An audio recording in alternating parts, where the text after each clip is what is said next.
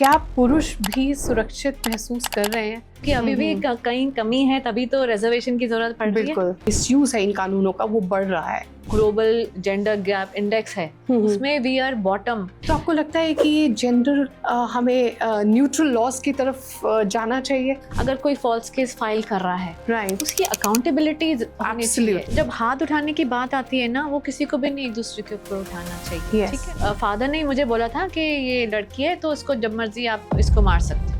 तो national commission for main bill भी जो है वो पास होना चाहिए। पोस्ट में ये ऑलरेडी प्रोविजन है कि अगर फॉल्स कंप्लेंट होती है तो सेम पनिशमेंट औरतों के लिए प्रावधान है। बिल्कुल। आपको क्या लगता है, लॉ मेकर्स को एक विक्टिम अप्रोच लेकर कानून को बनाना चाहिए रुचि जी, या फिर एक जेंडर न्यूट्रल लॉ अप्रोच होनी चाहिए लॉ मेकर के माइंड में? यूनिफॉर्म सिविल कोड जो है वो देश में जो डिस्क्रिमिनेशन है उसको खत्म करेगा। एक डिस्क्रिमिनेटरी बिहेवियर है, वो जब तक माइंडसेट नहीं चेंज होगा तब तक कानून जितने मर्जी आ जाएंगे उसमें कोई फर्क नहीं पड़ेगा। स्पेशली जहां हम जेंडर न्यूट्रल मैरिजेस की बात करने लगे हैं, तो आपको लगता है कि जेंडर न्यूट्रल लॉज भी दिखेंगे आते हुए? तो जब तक वो डर नहीं बैठेगा तब तक वो ये सब नहीं रुकने वाला। अगर हम डोमेस्टिक वायलेंस की बात करते हैं तो इतने माइंड्स उनके स्टक होते हैं, तो कैसे आप उन्हें एक सेंसिबल पोजीशन में लेकर आती हैं जहाँ पर वो एक सेंसिबल डायलॉग करने के लिए अग्री कर जाते हैं? हर एक की नेचर अलग होती है। बिल्कुल, मेल मीडिएटर और एक फीमेल मीडिएटर में भी फर्क होता है। कईयों को छोटी चीज़ भी बहुत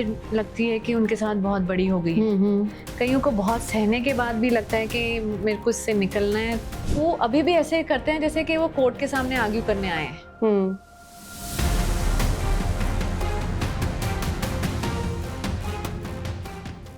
नमस्कार, welcome to what matters with Nisha Pant. ये एक ऐसा प्लेटफॉर्म है जहां हम उन मुद्दों के बारे में बात करते हैं जो समाज को प्रभावित करते हैं। जस्टिस, राइट्स और अकाउंटेबिलिटी। आज का ये एपिसोड खास है क्योंकि हम बात करेंगे जेंडर जस्टिस की। क्या भारत का कानून सच में महिलाओं और पुरुषों दोनों के लिए बराबर है?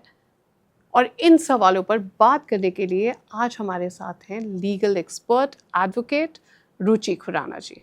Ruchi ji, welcome to the show.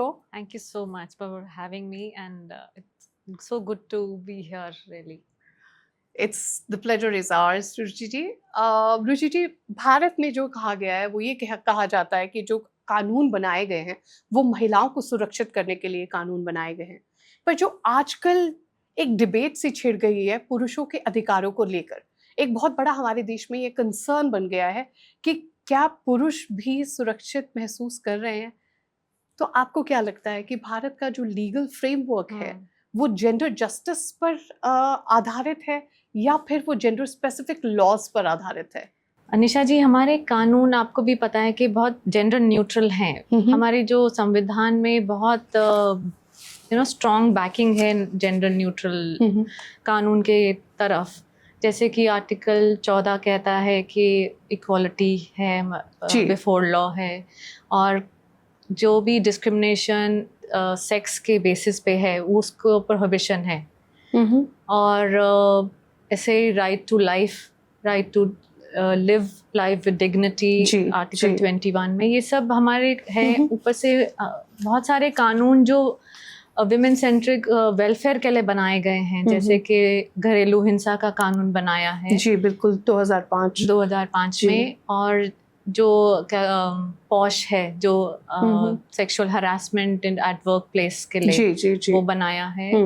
और निर्भया के बाद में जो उन्होंने सेक्सुअल ऑफेंसेस की डेफिनेशन को उन्होंने वाइड किया है। जी। वो सब चीज़ें हैं। और इन 2-3 और एग्जाम्पल्स मैं देना चाहूँगी, जैसे कि सेक्शन 375 शायद आईपीसी का, जो कि अब सेक्शन 63 बीएनएस हो गया है। जो रेप की शायद डेफिनेशन देता है वो। वो निर्भया के बाद में 2013 के बाद में उन्होंने बढ़ा दी थी डेफिनेशन। साथ में जो हिंदू सक्सेशन लॉज हैं उसमें भी अमेंडमेंट किया गया था कि विमेन को वो जो विरासत का जो हक दिया गया है इक्वल, वो है। ऐसे कुछ कानून बनाए हैं, मगर वो इन प्रिंसिपल तो बहुत लगते हैं कि अच्छे हैं, बट अभी भी इन प्रैक्टिस मेरे पॉइंट ऑफ व्यू से अगर देखें तो अभी भी बहुत बड़ा गैप है। क्योंकि जो हमारे अभी एटीट्यूड है, सोशल एटीट्यूड लोगों का, वो अभी भी ना विमेन को जस्टिस एक्सेस कम देता है, थोड़ा लिमिट करता है जी, मेरे ख्याल से। और ऊपर से थोड़ी सी लीगल अवेयरनेस की भी कमी है अभी। जी जी ना सिर्फ औरतों में, उनमें तो है ही, और बल्कि जो बाकी मतलब आदमी भी हैं, उनको भी लगता नहीं है कि औरतों को कुछ अधिकार हैं या देने चाहिए अभी। हाँ, इन बड़े बड़े शहरों में थोड़ा सा लगता है कि औरतों के लिए ज़्यादा इवन कोर्ट्स उनकी तरफ इंक्लाइंड हैं देने के लिए। जी। बट जो आम जनता है बाकी पूरे हिंदुस्तान में, वो अभी भी पीड़ित हैं महिलाएं। तो ये कानून की बहुत ज़रूरत अभी भी है मेरे हिसाब से।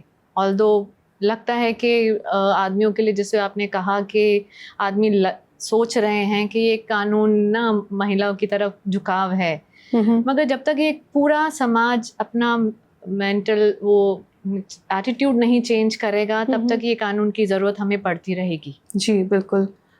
रुचि जी, तो आप ये कहना चाह रहे हैं कि जैसे हमारे जो भारत की लीगल फ्रेमवर्क है, उसने डेफिनेटली एक लॉन्ग स्ट्राइड तो ली है प्रमोटिंग जेंडर जस्टिस, बट इसके साथ साथ आपको लगता है, आप जो बात कर रहे हैं कि वो चैलेंजेस हमारे इम्प्लीमेंटेशन में है? बिल्कुल है, अभी भी सिस्टम जो है वो ग्रैपलिंग है, बिल्कुल है, क्योंकि चैलेंजेस को लेकर कानून आदमियों की तरफ उनको मतलब कानून देने का ऐसे नहीं, क्योंकि ऑलरेडी उनके पास है सारे जो उनके हक हैं, उनके सब हैं, बट वही है जो प्रोसीजरल सेफगार्ड्स हमें देने हैं इम्प्लीमेंटेशन में, उनकी ज़्यादा ज़रूरत है, ना कि कानून में उनका कुछ कानून निकालना चाहिए उनकी सेफगार्ड्स के लिए। जी जी।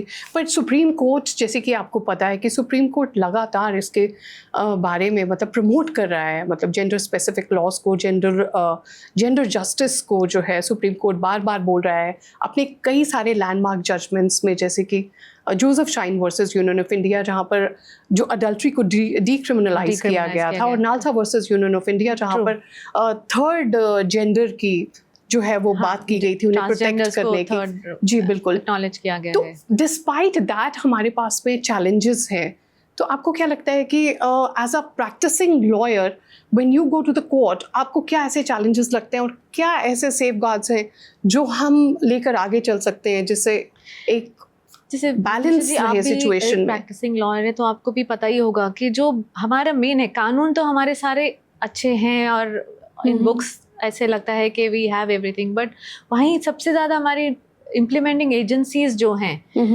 जैसे कि लोकल बॉडीज़ हो गई और पुलिस हो गई, वो सेफगार्ड्स और जो प्रोसीजरल सेफगार्ड्स की ज़रूरत है, वो उसकी ज़्यादा ज़रूरत है। जैसे सबसे पहले देखना चाहिए कि प्राइमा फेसी, क्योंकि misuse, no doubt there are instances जिसमें मिसयूज़ हुए हैं कानून, तो उसको ही बस सेफगार्ड हमारे को ज़्यादा ज़रूरी है मेरे हिसाब से, क्योंकि जैसे मल्टी लेवल उसमें जुडिशियल स्क्रूटनी होनी चाहिए केस आने से पहले जी, या आप कहते हैं कि इम्प्लीमेंटिंग एजेंसी की क्वालिटी को बढ़ाना चाहिए। जी बिल्कुल बिल्कुल।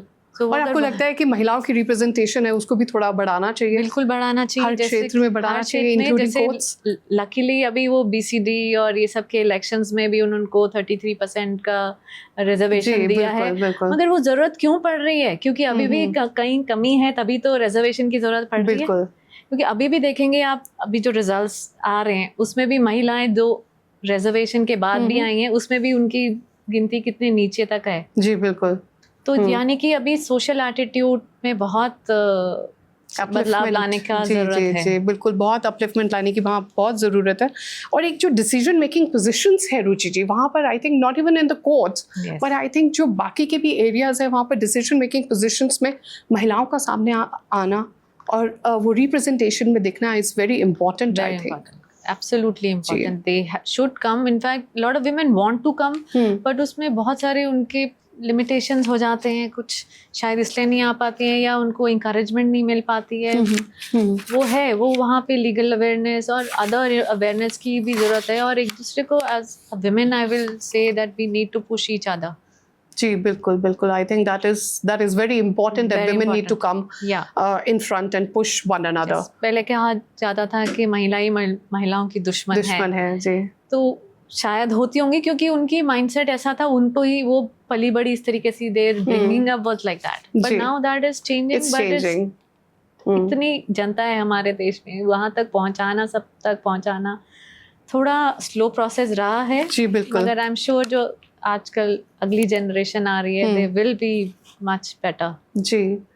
रुचि जी, जैसे कि आपने भी बोला कि हमारे पास में महिलाओं की सुरक्षा के लिए बहुत सारे कानून हैं और कुछ कानूनों के बारे में आपने हमें बताया भी, जैसे कि डोमेस्टिक वायलेंस एक्ट है, डाउरी प्रोहिबिशन एक्ट है, तो जो नॉन स्टॉप महिलाओं की जो है सुरक्षा कर रहे हैं, पर इसके बावजूद भी ये देखा गया है कि जो मिसयूज़ है वो भी, उसके बारे में भी लगातार बातें हो रही है कि इसका मिसयूज़ है इन कानूनों का, वो बढ़ रहा है।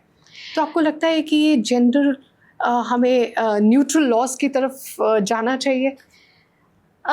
देखो, मिसयूज कौन से कानून का नहीं होता है हमारे देश में। वो भी एक एटीट्यूड है हमारे यहाँ जो चलता हुआ एटीट्यूड है, या हम इसको हम जो हमारे खासकर दिल्ली में कहा जाता है ना कि आप जानते नहीं हो हम कौन हैं। जी बिल्कुल। तो वो सारी चीज़ें आती हैं, वो जनरल है, इट्स नॉट कि सिर्फ महिलाओं के कानून आने की वजह से ये बढ़ रहा है या मिसयूज़ हो रहा है। कोई भी कानून का मिसयूज़ होता है, मगर उससे मुझे नहीं लगता कि उसकी ज़रूरत को निगेट हो जाना चाहिए, क्योंकि जिस तरीके से मैं बात कर रही हूँ कि वो अभी सोशल एटीट्यूड को चेंज होने में बहुत समय लगेगा। अभी भी बहुत सारे there are instances of discrimination, inequalities at workplace, there is still sexual harassment, there is domestic violence, there is still dowry and harassment for it. तो वो सब तो नहीं अभी खत्म हुआ ना। उसके बावजूद भी रुचि जी दो ग्रुप हैं जो अलग अलग बात करते हैं। एक ग्रुप है जो फॉर है और वो जेंडर न्यूट्रल लॉज के बारे में मतलब बात करता है, और एक ग्रुप है जो सिर्फ महिलाओं को सुरक्षा करने के बारे में बात करता है। तो एक इनइक्वालिटी जो है, आपको लगता है कि वो बढ़ जाती है? कहीं ना कहीं हम जो मेल्स के खिलाफ भी इनजस्टिस हो रहा है जो कि अब सामने आ रहा है। देखो, कुछ तो है, वही वहाँ पे फिर जो हम सेफगार्ड्स की बात कर रहे थे, वहाँ सेफगार्ड्स की ज़्यादा ज़रूरत है, ना कि उनके लिए पैरेलल इंस्टीट्यूशंस या पैरेलल कानून लेके आने की। वहीं प्रोसीजरल सेफगार्ड्स आप लेके आओगे तो वो सारी चीज़ें, सबसे इम्पॉर्टेंट तो चीज़ है कि जो अगर कोई फॉल्स केस फाइल कर रहा है, उसकी अकाउंटेबिलिटी होनी चाहिए, उसका उनको डेटा एक जो है वो क्रिएट करना चाहिए, पेनलाइज कर दीजिए। अगर something should be there to stop misuse rather than stop the जो laws उनके महिलाओं के लिए बना रहे हैं, क्योंकि डिस्क्रिमिनेशन और ये सब इनइक्वालिटीज तो अभी भी हैं। आम कोर्ट्स में भी हम देखेंगे, कहीं पे भी देखेंगे। मैं इसमें एक एग्जांपल बहुत मेजर देना चाहूँगी, इनफैक्ट जो रिसेंटली मेरे साथ हुआ है। अब वो डिस्क्रिमिनेशन कहें या जो भी कहें, एक एटीट्यूड है, अभी भी माइंडसेट है लोगों का, उसके बारे में है। सी वी गॉट एन अपॉर्चुनिटी के क्लब की मेंबरशिप के लिए। My husband refused. He said कि मेरे पास तो भी इतना, I don't have that kind of funds. So I said कि ठीक है, मैं ले लेती हूँ, because उसके benefits हैं बहुत सारे। जी। So I applied for it. मैंने फॉर्म फिलअप किया है, मैंने अपना नाम मेंबरशिप में किया, मेरे हस्बैंड का स्पाउस में किया। I paid the money, मेरे अकाउंट से सारा पैसा गया है, सब कुछ मैंने किया है। I was in touch with the person all through. Then I was waiting for the card to come. Right. So she said कि it has been sent. She said on my husband's name. तो मैंने उस time पे ध्यान नहीं दिया. When I got the card in my hand, I see my husband as member and I am the spouse. So it was taken for granted that the male would be the... Yes. And I called up. I said, why have you done this? He said, because that is normally how we do it. Yeah, it's the societal... He said, yeah. So see, there is still that kind of mindset. Yes. Which needs to be changed. That's true. Obviously, these laws should still be there. अभी तो ये तो छोटा सा example है जिसमें मेरे को कुछ ऐसा नहीं है कि violence हुआ या कुछ हुआ. But people still, and you know, I am a mediator. So sometimes people come to us and then the women share with me. Yes. कि इसने मुझे मारा ये. Most men will not admit it. There are few men who have actually admitted, and recently one guy said, she gives me reason to do it. Right, but Ruchi ji, nowadays I think men have started to come up to admit that they are also the victims. Yeah, that is true, but वो देखो, जब हाथ उठाने की बात आती है ना, वो किसी को भी नहीं एक दूसरे के ऊपर उठाना चाहिए, ठीक है? और कोई justification नहीं है. Violence is any which way is not. He says that man was saying ये ऐसे काम करती है तो मुझे उठाना पड़ जाता है.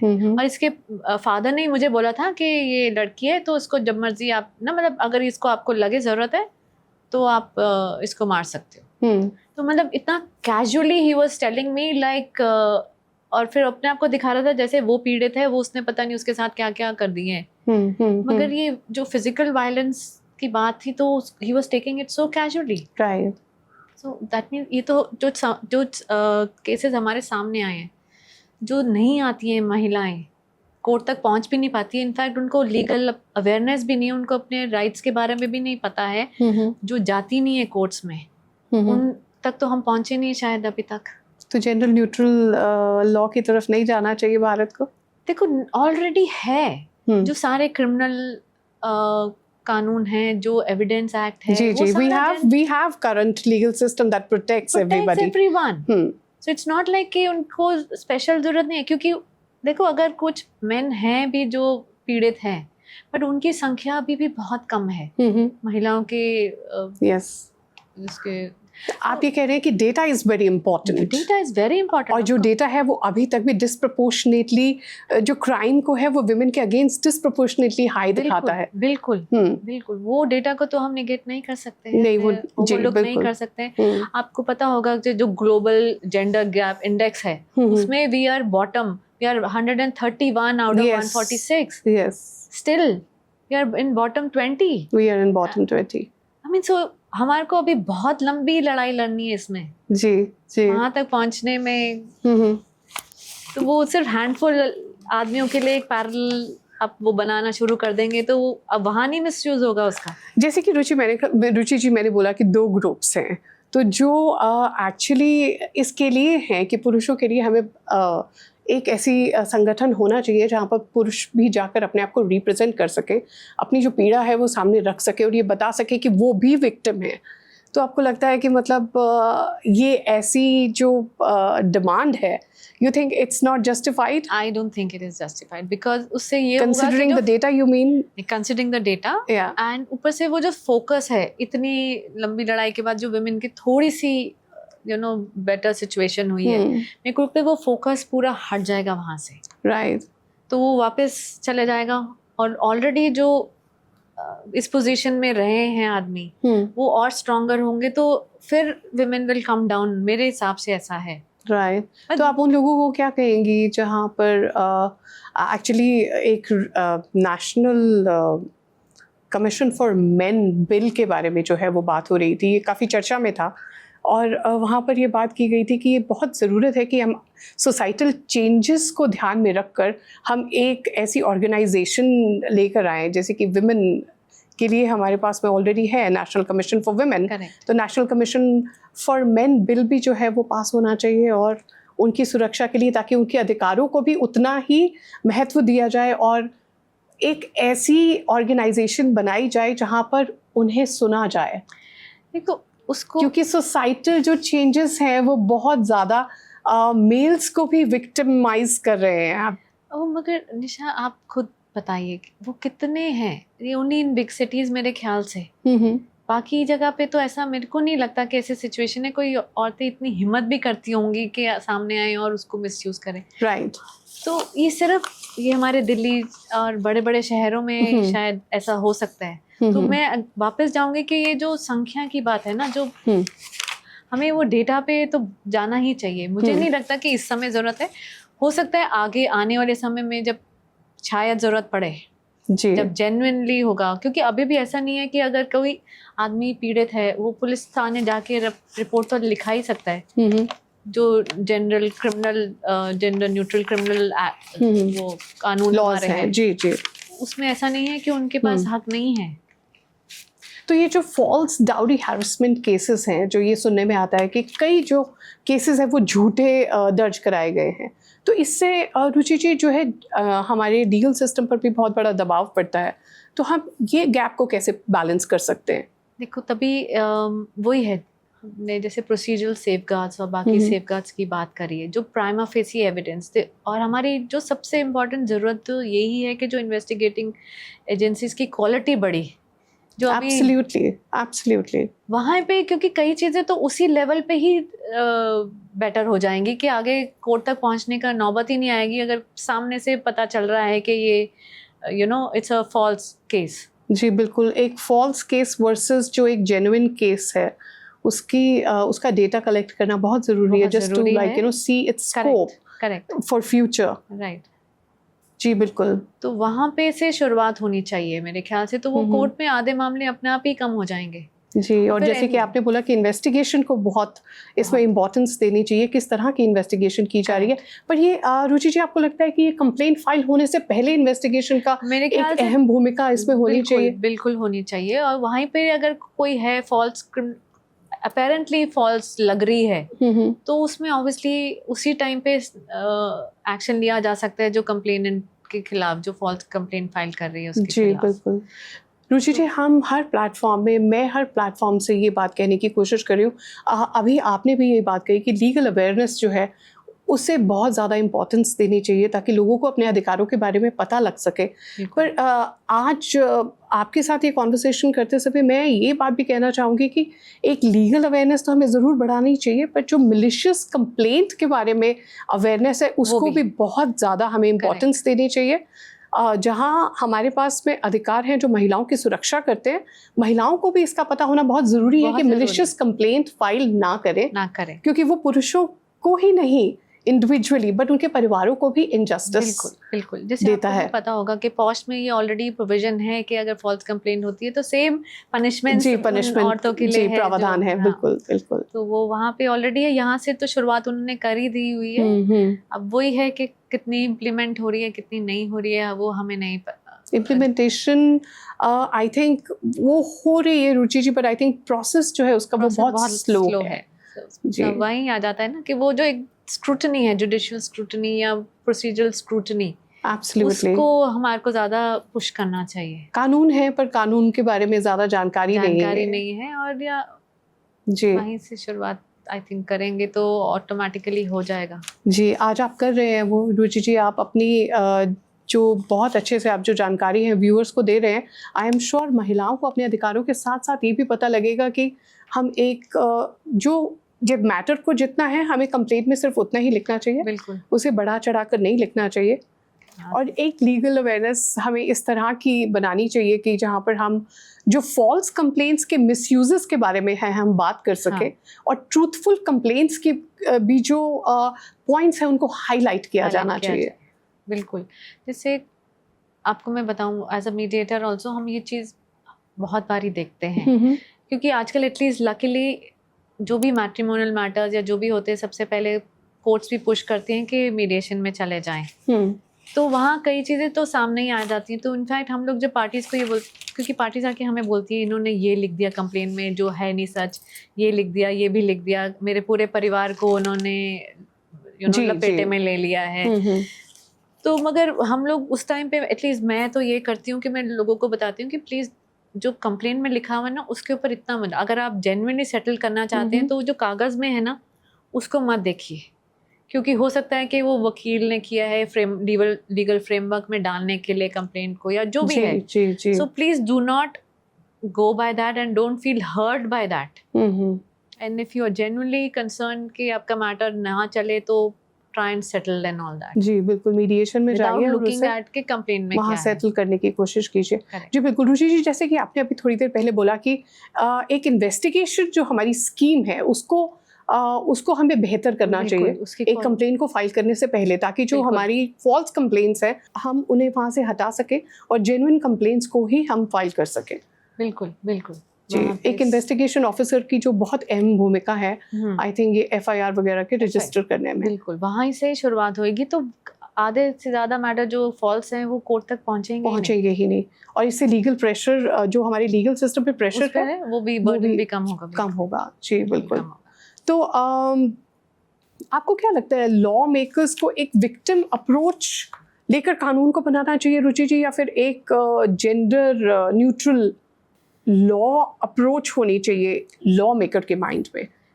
देखो वैसे तो क्योंकि अगर कोई ऑफेंसेस हैं चाहे वो जेंडर बेस्ड हैं या कुछ भी है, ऑब्वियसली वो विक्टिम की तरफ होना चाहिए कि हो सकता है उसमें आदमी भी किसी और तरीके में आदमी भी विक्टिम हो सकता है, तो that way of course victims have to be seen first, right. तो और and actually that is the reason all these general neutral या women centric laws बनाए हैं, क्योंकि उस टाइम पे भी और अभी भी mostly in some cases women were more victims, like dowry and all that. जी, ये हम नहीं बोल रहे, ये डेटा बोल रहा है। डेटा बोल रहा है जी। नहीं, वो है ना, क्योंकि तो अपेरेंट भी है, डाउरी किसी आदमी से तो नहीं मांगी जाती है, फादर से मांगी जाती है, तो obviously slight you know inclination is for women, but वो भी वजह है उसकी, इसीलिए it's not like it's a random thing. Right. तो बेसिकली लॉ जो है वो वनरेबल ग्रुप को जो है उसकी प्रायोरिटी होती है, जो वनरेबल ग्रुप को प्रोटेक्ट करने की, जो कि हमारी डेटा के अकॉर्डिंग जो है वो महिलाएं हैं। जी, तो हमें मतलब एक जेंडर न्यूट्रल अप्रोच ना लेकर आप कह रहे हैं कि मतलब वो कानून बनाने चाहिए जो विक्टिम्स को प्रोटेक्ट करते हैं। विक्टिम्स को प्रोटेक्ट, जी, क्योंकि that is our main thing ना। वो होगा तो automatically things will fall in place. जी, जो लॉ का असली मकसद है वो जी विक्टिम को ही प्रोटेक्ट करने का है। जी बिल्कुल। तो रुचि जी, आपको लगता है कि ये जो नेशनल कमीशन मेन बिल की बात हो रही है, तो इसका क्या आपको लगता है कि क्या स्टैंडिंग इसकी फ्यूचर में रहने वाली है? जो पढ़ा है अभी तक, मुझे नहीं लगता कि it has been seriously discussed. It's I think still at the policy level decision, it's not being seriously taken. Maybe at state level, central level में at least, maybe I have missed it. मैंने नहीं पढ़ा कि वहाँ पे कोई seriously इसके बारे में डिस्कशन हुई। But it is been discussed now because the misuse of laws are being talked about a lot. Yes, but then how much? फिर again we will come back to the data. We should collect the data के कितने लोग आदमी genuinely पीड़ित हैं। जी, जो एक सबसे बड़ी अप्रोच है वो इस कमीशन को लेकर की गई है, वो ये है कि कानून को इक्वल होना चाहिए regardless of gender.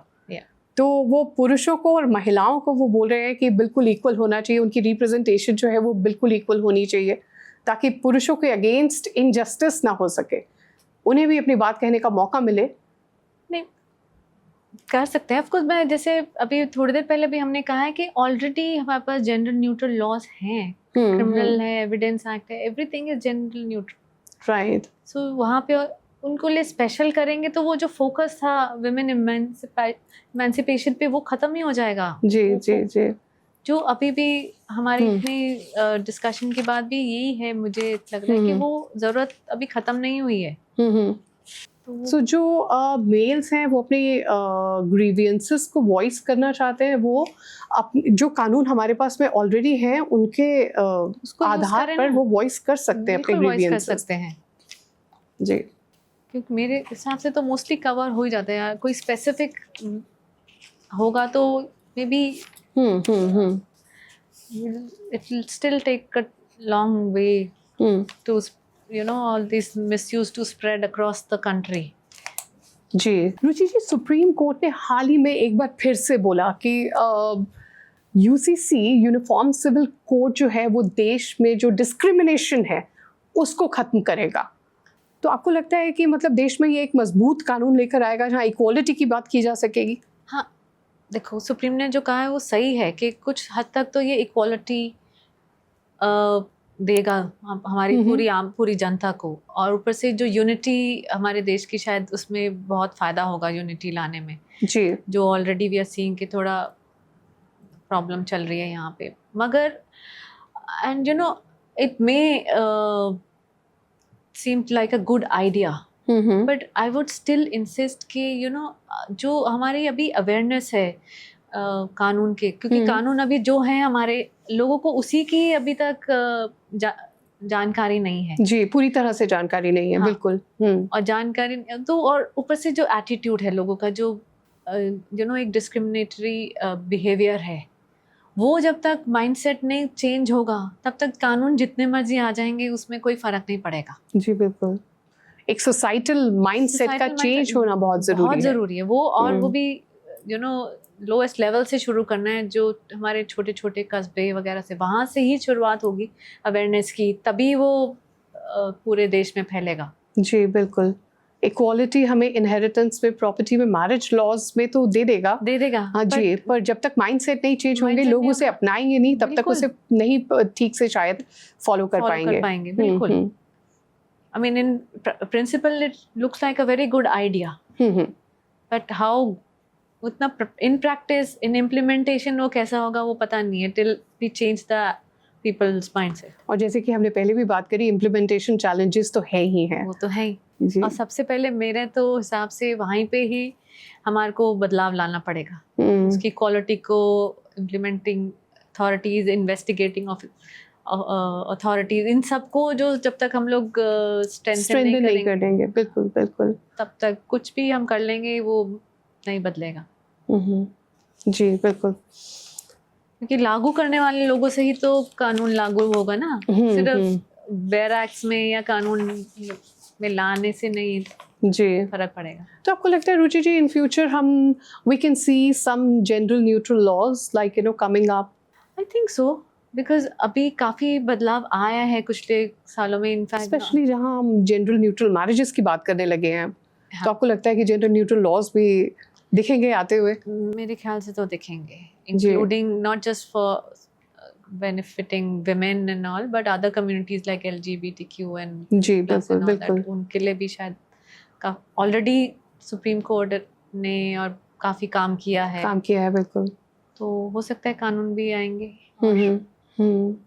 Definitely, because देखो बदलाव तो आ रहा है हमारी सोसाइटी में, जी स्लो है but it is there, and ऐसे ही अगर लोग भी पुश करते रहे देर तो डेफिनेटली विल सी। जी, और कोर्ट्स अपनी लैंडमार्क जजमेंट्स के थ्रू काफ़ी इस चीज़ को एक्नॉलेज कर रहे हैं कि हमारे जो सोसाइटल चेंजेस हैं वो नए कानूनों के जो है वो मांग कर रहे हैं। तो जैसे जैसे सोसाइटी बदलेगी शायद हमारे नए नए कानून भी उसी तरीके से बाहर आएंगे। कानून का तो यही होता है, जैसे सोसाइटी है उसके हिसाब से करती है। जी बिल्कुल, वैसे ही कानून। एब्सोल्युटली। कई राज्यों में ऑनर किलिंग को लेकर नए कानूनों की बात चल रही है, नए नए प्रस्ताव रखे जा रहे हैं कानूनों को लेकर। तो आपको लगता है कि ये individual choices versus society pressure है? वो तो शुरू से है हमारे देश में, तो सोसाइटी में तो प्रेशर, सोसाइटी से प्रेशर तो आता ही है। ऑनर किलिंग बेसिकली आप भी देखेंगे ना क्यों करते हैं लोग, क्योंकि उनको लगता है कि दुनिया क्या कहेगी, वो चार लोग क्या कहेंगे। जी बिल्कुल। तो वो लड़ाई तो है, और उसमें अगर ऐसे कानून आ जाएंगे तो ऑफ कोर्स, और उसमें मेन चीज़ देख जानी चाहिए कि पनिशमेंट क्या है, क्योंकि लोग और किसी चीज़ से नहीं डरेंगे। एक पनिशमेंट अगर होगी जो सही तरीके से लोगों को लगेगा कि हाँ अगर हमने ऐसा कुछ किया, तो जब तक वो डर नहीं बैठेगा तब तक वो ये सब नहीं रुकने वाला। तो इंडिविजुअल चॉइसेस तो लोग very difficult, especially in the rural area of some states definitely. तो आपको लगता है कि अगर हमारी पनिशमेंट जो है स्ट्रिंजेंट कर दी जाए तो आपको लगता है कि ये ऑनर किलिंग की जो घटनाएं हैं इनमें कंट्रोल किया जा सकता है और इंडिविजुअल चॉइसेस को अहमियत दी जा सकती है? बिल्कुल, पनिशमेंट को बढ़ाने से, क्योंकि देखिए है तो वो ऑफेंस ही ना। If you are killing somebody it's a murder, so obviously it has to be equated like any other heinous crime. So वहाँ पनिशमेंट के मेरे को ऐसा लगता है कि पनिशमेंट जब तक वो डर नहीं है लोगों में तब तक वो रुकेगा नहीं। तो इसमें भी हम कुछ चैलेंजेस जो आपको लगता है दे सकते हैं, या फिर पनिशमेंट के ही ज़्यादा प्रिस्क्राइब कर देने से ही ये इस समस्या का समाधान हो सकता है? आपको लगता है कि फिर भी सोसाइटी में चैलेंजेस फिर भी रहेंगे? जब रहेंगे अल्टीमेटली तो एटीट्यूड चेंज करने की बात है, माइंडसेट।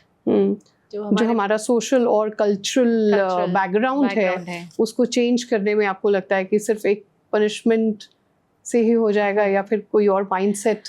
हाँ, माइंडसेट सबसे पहले तो माइंडसेट डेफिनेटली, वो तो हर एक शुरू से हमारे इस कॉन्वर्सेशन में यही बात आ रही है कि माइंडसेट जब तक नहीं चेंज होगा तब तक कुछ भी कितने मर्जी कानून हम ले आएंगे। जी, सिर्फ कानून बदलने से नहीं होगा, माइंडसेट बहुत इम्पोर्टेंट है। वो अवेयरनेस कि दिस इज रॉन्ग। रुचि जी, आप एक अपॉइंटेड मीडिएटर हैं, सो आपको क्या लगता है कि लोगों के माइंडसेट जहाँ इतने स्टक होते हैं, अगर हम डोमेस्टिक वायलेंस की बात करते हैं तो इतने माइंड्स उनके स्टक होते हैं, तो कैसे आप उन्हें एक सेंसिबल पोजीशन में लेकर आती हैं जहाँ पर वो एक सेंसिबल डायलॉग करने के लिए अग्री कर जाते हैं? उसमें बहुत सारे हमारे तरीके होते हैं। सबसे पहला तो ये होता है कि एवरीबडी शुड फील कंफर्टेबल। हम लोग कोशिश करते हैं कि वहाँ पे उनको कंफर्ट दिया जाए कि वो बात कर सके पहले, क्योंकि जब तक कोई बात नहीं करेगी पार्टी तो ना उनकी प्रॉब्लम हमें समझ आएगी, ना उनका माइंडसेट समझ आएगा। तो हमें उनको सबसे पहले तो एक एनवायरनमेंट ऐसा देना पड़ता है कि उसमें वो अपनी बात कह सकें। तो वो और ऊपर से उनको कॉन्फिडेंशियलिटी का बताते हैं कि आप जो यहाँ कहेंगे वो everything is confidential, so that कि the other party does not misuse it in the court. So जब उनको ना एक कंफर्ट लेवल आ जाता है, वो सोचते हैं कि हाँ हम जो भी बताएंगे वो उसको किसी तरीके से उनका नुकसान नहीं होने वाला है, तो वो बोलते हैं। जैसे मैंने अभी आपको बताया था कि उस लड़के ने मुझे बताया कि इसने मारा, और वो बड़े कैजुअली लेके कि नहीं तो most people do not admit कि उन्होंने ऐसा कुछ करा है, बट वो एक लेवल पे कंफर्ट हो गया जहाँ उसने मेरे साथ ये बात शेयर करी। राइट। सो मेन यहाँ से शुरुआत करते हैं हम कि उनको एक प्लेटफॉर्म दें कि ये this is the platform where आप अपने दिल की बात बोल सकते हैं, जी, अपने ग्रीवियंसेस को शेयर कर सकते हैं। तो रुचि जी, आपको लगता है कि एक मेल मीडिएटर और एक फीमेल मीडिएटर में भी फर्क होता है for client to open up? हो सकता है कुछ हद तक, खासकर महिलाओं को कई बार होता है कि उनको लगता है कि आदमी उनकी बात शायद ना समझे, मगर कई महिलाएं ऐसी भी होंगी जो उनको थोड़ा जैसे महिलाओं की दुश्मन वाला, कि उनको दिमाग में रहता है कि ये तो कभी भी नहीं समझेंगी मेरी बात। राइट। तो पर मुझे लगता है शायद वो बहुत कम होती प्रोपोर्शन कम है, बट हाँ उनके लिए ये होता है कि उनको ज़्यादा कंफर्टेबल फीलिंग होती है महिलाओं के साथ बात करके जी, तो अपनापन सा लगता है, तो इसलिए थोड़ा ज़्यादा ओपन अप हो पाती है। तो आपको लगता है कि कॉन्फिडेंशियलिटी के बारे में जब आप उनसे बात करते हैं कि कॉन्फिडेंशियलिटी जो है वो मैटर को लेकर रहेगी, तो वो ओपन अप कर जाते हैं? इतना एकदम नहीं होता है, बट उनको वही है, दो चीज़ें हैं, एक न्यूट्रलिटी ऑल्सो, एब्सोल्युटली। सो उनको जब वही है जहाँ कंफर्टेबल उनको फीलिंग आती है कि ये जो है दूसरा बंदा जिनसे वो बात कर रहे हैं वो न्यूट्रल भी रहेंगे, ये नहीं है कि सिर्फ उन दूसरी पार्टी की बात समझेंगे, मेरी बात भी समझेंगे और सुनेंगे। वो एक और बहुत बड़ा इम्पोर्टेंट होता है। और कॉन्फिडेंशियलिटी ऑब्वियसली जब तक उनको लगता है कि कहीं पे मेरी बात का गलत उसका मिसयूज नहीं होगा तो वो ओपन अप करते हैं, तो वो आइस ब्रेक करने के लिए रेडी हो जाते हैं। हाँ। आपको क्या लगता है रुचि जी कि कितने परसेंटेज जो केसेस हैं वो मीडिएशन के लिए रेडी हो जाते हैं, और कुछ जो है वो फिर भी स्ट्रबन रहते हैं कि नहीं हमें मीडिएशन के लिए नहीं जाना है, सिर्फ लिटिगेशन के लिए ही जाना है? हाँ, बहुत देखो अब तो काफ़ी अवेयरनेस है। इनफैक्ट अभी भी कोर्ट्स में मीडिएशन ड्राइव चल रही है 2.0। लास्ट ईयर उन्होंने फर्स्ट ड्राइव करी थी, तो वो पुश करते हैं कोर्ट्स भी। इट्स नॉट ओनली कि मेरे को लगता है कि सिर्फ कोर्ट का बर्डन कम करने के लिए नहीं, ऑब्वियसली इसमें सबसे बड़ा बेनिफिट तो पार्टीज का ही है। तो कुछ हद तक पार्टीज को अब समझ आने लगा है कि ये हमारे बेहतरी के लिए ही है मीडिएशन में अगर जाएंगे, क्योंकि देखो आपको भी पता है एज अ लॉयर कि जब एक मैट्रिमोनियल मैटर होता है तो it's not just one matter, it's a whole package. Yes, it's the whole package. So वो पैकेज है, तो लोग मतलब कि सिर्फ ना उनका समय बर्बाद हो रहा है, उसमें कितना पैसा लग रहा है, भी बर्बाद हो रहा है, बिल्कुल। और ऊपर से मतलब पूरी एनर्जी, देन आप मेंटली फ्री नहीं हो पाते तो जब तक केसेस चल रहे हैं। बाकी सब तो ठीक है, अगर somebody is well enough के पैसा देने के लिए है या कोई कर रहा है, बट आप मेंटली तो फ्री नहीं है जब तक केसेस चल रहे हैं, और मल्टीपल केसेस चल रहे हैं जी, और एटलीस्ट मिनिमम 5 हैं, तो वो भी ऐसा नहीं है कि वो 5 ही रहने वाले हैं, it is going to multiply, क्योंकि बीच में किसी के इंटरिम ऑर्डर हो जाता है वो हायर कोर्ट में वो भी एक चलेगा, वो एक एक्स्ट्रा ऑफशूट्स भी इतने सारे आ जाते हैं। सो अब माइंड आपका जो जिस प्रॉब्लम से आप बचने के लिए कोर्ट में गए हैं, in fact every day you are dealing with it, वो इंटेंसिफाई होके आपके सामने आ जाती है। और हर एक डेट पे सुबह आपको टेंशन है कि मुझे आज कोर्ट में जाना है, ये करना है, तो वो same things are repeating whatever. आज मुझे कोर्ट में जाना है और आज मुझे किस कोर्ट में जाना है, हर थोड़े दिन के बाद एक दूसरे कोर्ट में तो तारीख आती है।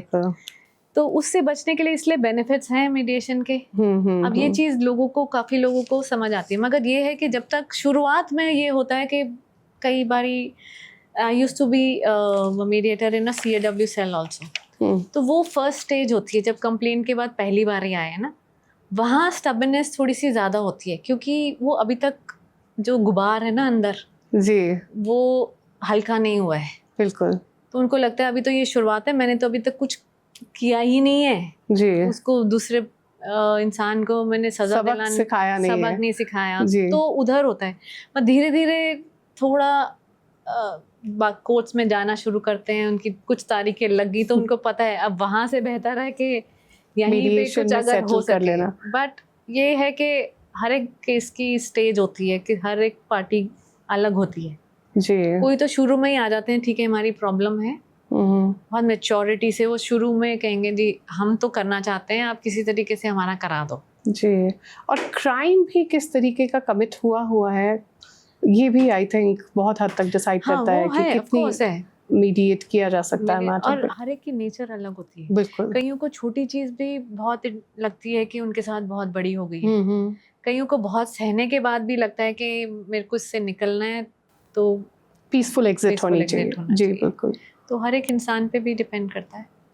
रुचि जी, लॉयर पर क्या डिपेंड करता है? जब हमारे पास में कोई मीडिएशन के लिए आता है तो एक लॉयर का माइंडसेट भी बहुत इम्पैक्ट करता है। इनफैक्ट मैं तो सोचती हूँ कि हर एक लॉयर, अगर वो आप मीडिएटर नहीं भी बनना चाहते, वो मीडिएशन ट्रेनिंग होनी चाहिए आपकी। Absolutely. वो सेंसिटिविटी ना आप में आनी चाहिए। ठीक है, आप कोर्ट में जितने मर्जी आप जिरा कर रहे हो, सब कुछ कर लो, आपका एटीट्यूड वहाँ आप सही है कि वो एडवर्सेरियल तरीके से आप चलो। बट कई वकील आते हैं हमारे सामने जो पार्टीज के लिए रिप्रेजेंट कर रहे हैं, उनको वो अभी भी ऐसे करते हैं जैसे कि वो कोर्ट के सामने आर्ग्यू करने आए हैं।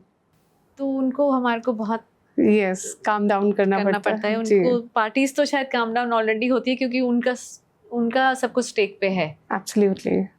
तो कई लॉयर्स को भी हमें बहुत पहले उनको हमें समझाना पड़ता है जी जी जी। Please when you come into this door, when you enter the mediation room, आप वो अपना एडवर्सेरियल वाला एटीट्यूड बाहर छोड़ के आइए जी।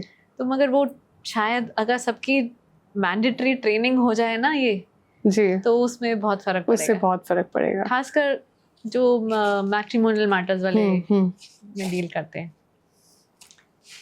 तो रुचि जी, अगर कोई मीडिएशन के दौरान पर कोई केस सेटल हो जाता है तो आपको लगता है वो आगे चलकर प्रेजुडिस उसके केस प्रेजुडिस हो सकता है? अगर सेटल हो गया तो सारे केसेस खत्म ही हो जाते हैं। क्योंकि वो मेन तो यही है ना, क्योंकि लिटिगेशन और ऊपर से एक मैटर भी अगर हमारे पास आता है जिसमें कनेक्टेड 4 मैटर हैं, पर कभी कभी रुचि जी पार्ट सेटलमेंट हो पाती है, बहुत रेयर है मैट्रिमोनियल में तो। क्योंकि सबसे पहली कंडीशन ही यही होती है कि केसेस वापस लिए जाएंगे जी।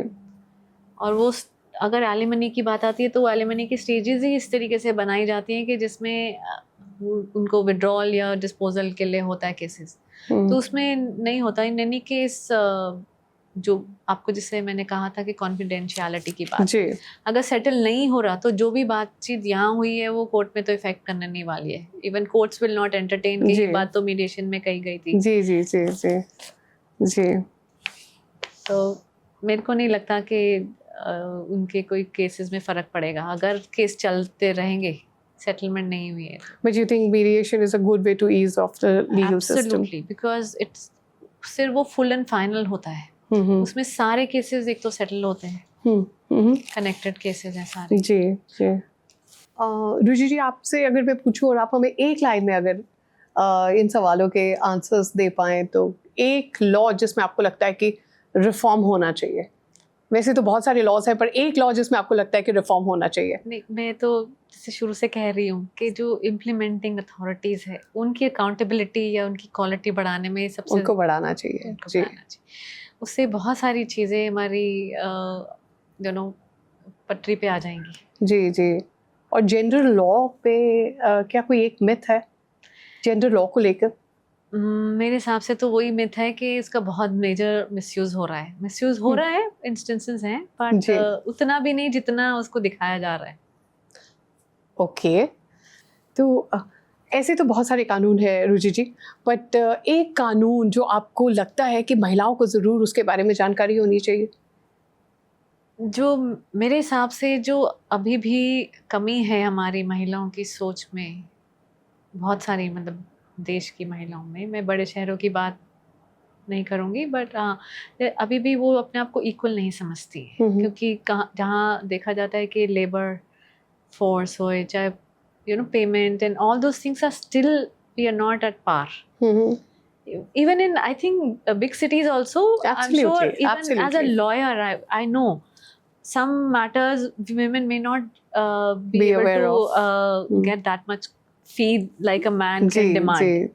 So that awareness that they are, they should have that equality of, in every field, including payments of the work that they put in.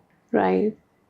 That should change soon. Right. If you allow me to say it, I'd like to add, I think equality जो आपने एक word बोला, I'll stick to that. But I think inheritance में भी अगर हम काम की बात करें, equal remuneration, और अगर हम घर की बात करें तो equal inheritance. बिल्कुल, वो I think ये जो है वो महिलाओं को अपने इस अधिकार के बारे में जरूर पता होना चाहिए. जी. कि उनके सारे हक हैं, उनकी सारी ऐसा नहीं है कि वो महिलाएं तो उनको अपने राइट्स नहीं डिमांड करने के लिए मौका मिलना चाहिए. जी, हमारी कॉन्स्टिट्यूशन ने जो है वो समानता का अधिकार बिल्कुल महिलाओं को दिया है, उन्हें इन अधिकारों के बारे में जरूर पता होना चाहिए, घर पर भी और घर से बाहर भी. Access to justice also, there should be equality. जी, एब्सोल्युटली. और एक ऐसा अधिकार जो पुरुषों को पता होना चाहिए. पुरुषों को तो ऑब्वियसली हाँ, जैसे जहाँ अभी हम बात कर रहे थे कि मिसयूज अगर हो रहा है किसी कानून का, तो उनको भी ये पता होना चाहिए कि अगर फॉल्स कंप्लेंट है तो अगर वो प्रूव कर सकते हैं तो उसमें उन जो कंप्लेनेंट के खिलाफ भी किस तरीके के एक्शन लिए जा सकते हैं, शायद उनको ये पता होना चाहिए. जी बिल्कुल, पुरुषों को ये जानकारी होनी चाहिए कि उनके खिलाफ भी अगर कोई फॉल्स कंप्लेंट देता है तो उन्हें ये अधिकार है कि वो इस मामले को कोर्ट तक ले जा सके. बिल्कुल. जी. क्योंकि मैं आपको इसमें एग्जांपल भी दूंगी, जैसे कई आते हैं मीडिएशन में भी हमारे पास लोग जी, तो कई बहुत आदमी बोलते हैं कि यहाँ तो सिर्फ औरतों की सुनी जाएगी. जी जी जी क्योंकि जहाँ अधिकारों की बात होती है तो वो सब लोगों को ये लगता है कि वो सिर्फ महिलाओं को ही सुरक्षित करने के लिए बनाए गए हैं. वो सच बात नहीं है, बट वो एक मिथ की बात है, तो हम जी, it's a myth. Yes, we have our Indian law has laws that protects everyone. वो विक्टिम की बात कर रहे थे, जहाँ विक्टिम है कोई भी जी तो उसको प्रोटेक्ट करने का होता है मेजर. जी बिल्कुल, जेंडर वाइज नॉट नेसेसरी. जी. So thank you so much, Ruchi ji, for joining us, and thank you so much for sharing your expertise. Thank you so much for having me, Nisha, again, and it was very nice discussion because it's a very sensitive topic, and I think as women we know absolutely how important it is. Yes, thank you so much for being here. Thank you for watching What Matters with Nisha Bant. अगर आपको ये बातचीत informative लगी तो इसे share कीजिए, क्योंकि awareness ही सबसे बड़ी empowerment है.